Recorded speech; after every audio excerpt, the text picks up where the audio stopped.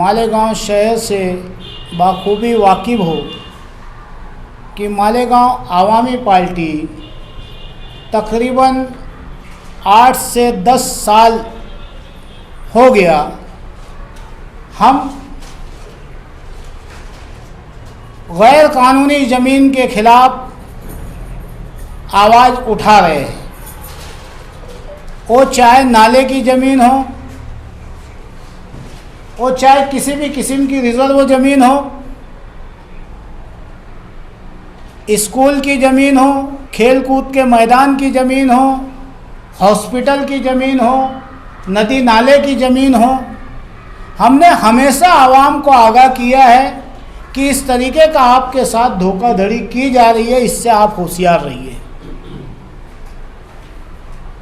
ऐसा ही एक मामला 2012-13 में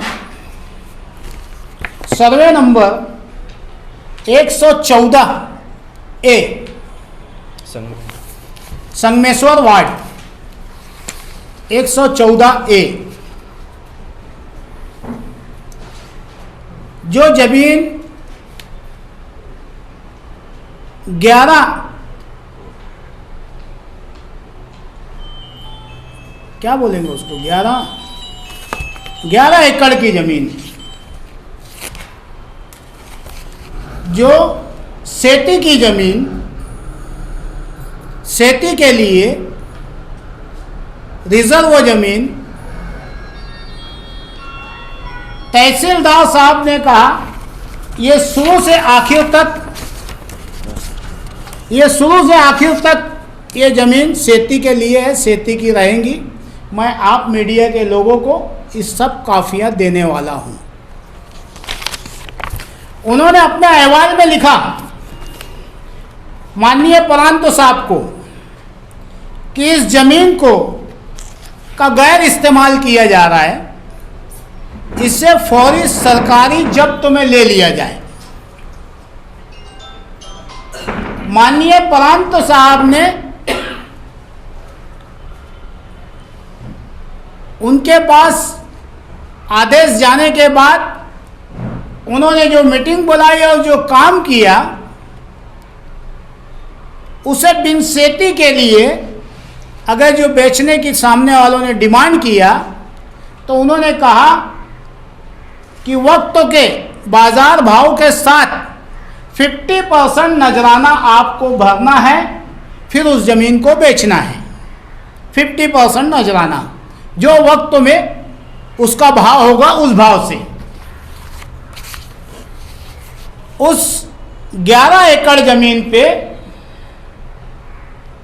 प्रांतों के इस ऑर्डर के बाद उस जगह पे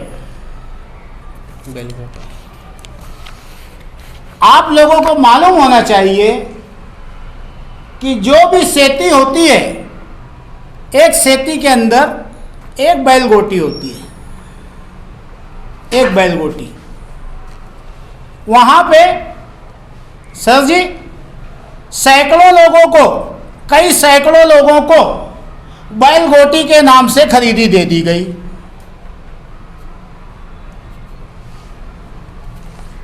इनकी होशियारी और चालाकी, 10 एकड़ की ज़मीन है तो एक बैलगोटी रहेंगी, 15 एकड़ की ज़मीन है एक बैलगोटी रहेंगी, 8 एकड़ की ज़मीन है एक बैलगोटी रहेंगी।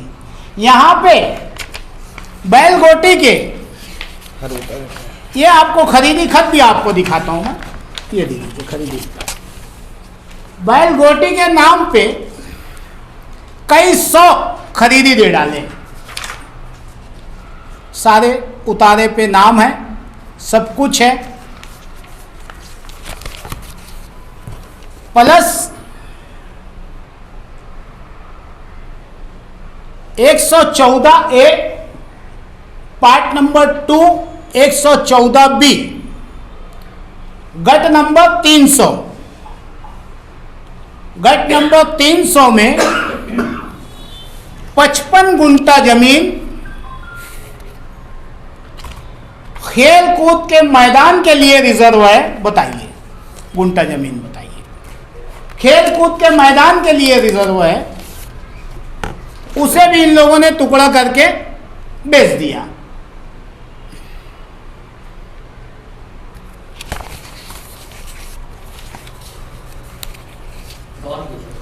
सब देता हूं सर, आपको सारे नाम है, आपको सारे सबूत के साथ दे रहा हूं। एक एक लोगों के नाम है, जिसने बेचा, जिसने खरीदा और किसने किसको बेचा। नाम बताते चलेंगे सर। दूसरी चीज कि इन लोगों ने उसी जगह पर जो गुंटे वाली प्लाट, जिस पे महानगर पालिका किसी किस्म की मंजूरी नहीं देती, ऐसे 4 गुंटे वाली प्लाट को इकट्ठा करके महानगर पालिका के सामने रखा गया और महानगर पालिका ने वहां पर पेट्रोल पंप की एनओसी दे दी। पेट्रोल पंप की एनओसी गुंटेवारी पे, वो भी आपको दिखाता हूं। शहर की भोली भाली आवाम, गरीब आवाम जो रात दिन पावर लूम मजदूरी करते हैं, ऑटो रिक्शा चलाते हैं, ठेला गाड़ी ढकेलते हैं, अपने बच्चों का पेट काट के किसी अच्छे आदमी के पास 2-2 500 रुपया जमा करके और ऐसे धोखेबाजों के पास ले जाके पैसा दे देते हैं, जो उनको गैर कानूनी जमीन दे दी जाती है। ये भोली भाली आवाम के साथ धोखा, और उससे बड़ा धोखा कि जो सरकार के साथ में इन लोगों ने धोखा किया। 50% नजराना बिगर भरे उस जगह का आज आप उतारा देख लीजिए, ताजा उतारा मैं लेके आया हूं आप लोगों के लिए। शनिचर की तारीख का उतारा लेके आया हूं। सबके उतारे पे बैल गोटी का नाम लिखा हुआ है, और इनकी होशियारमंदी, चालाकी से इन्होंने पूरा 50% नजराना उठा के उस गरीब आवाम के ऊपर थोप दिया कि अगर जो अब खरीदी होगी तो ये पैसा आपको भरना पड़ेगा।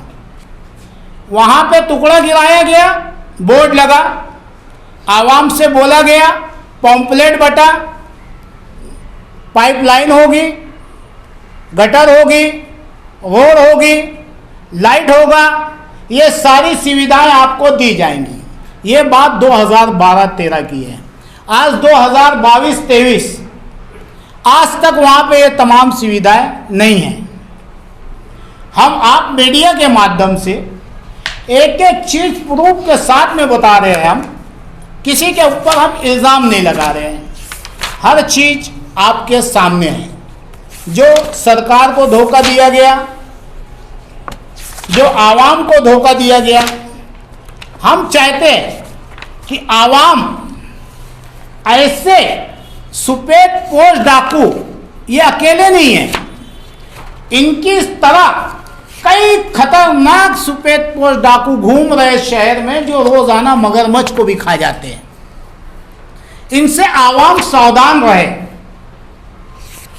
और उस 114 की बस्ती के लोगों को डरने की कोई जरूरत नहीं है। वो हमारे पास आए, हम सरकार तक का ये बात पहुंचा करके, इनका काला चिट्टा, काला सबूत बता करके कि इनका ये एक मामला नहीं है, ये पेशावर मुजरिम है। कल के फकीर, आज के साहूकार,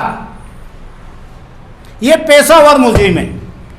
ऐसे एक नहीं, कई सबूत इनके बारे में हम दे सकते हैं। हम आप मीडिया के माध्यम से सरकार तक हमारी बात को ये पहुंचाना चाहते हैं कि 2 दिनों के अंदर अगर जो इस पे कार्रवाई नहीं हुई